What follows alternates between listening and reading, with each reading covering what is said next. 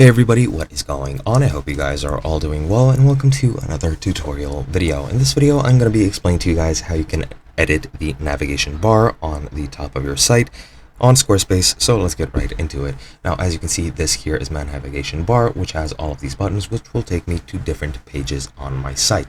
Now, this is very easily editable when it comes to editing this on different sites. Squarespace is by far the easiest that I've found. This is very easy to edit. You just literally need to drag the pages into a different section if you choose. So let's get right into it. Now, to edit that, what you need to do is once you're on your website on Squarespace, click on website and go into pages. Here you'll find a list of all the pages that you've created, and as you can see here you have main navigation. This is what you're going to be editing. Now, as you can see, I have all these buttons over here: WhatsApp, Printify, test blog, about, schedule, contact, and store. And as you can see, these are all, well, here under the main navigation tab.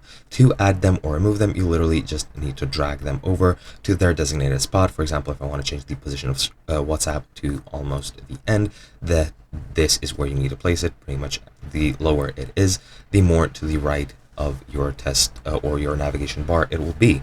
Now, to remove something from the navigation bar, you just need to take it and drag it over into not linked, just like that. As you can see, now the store section is gone.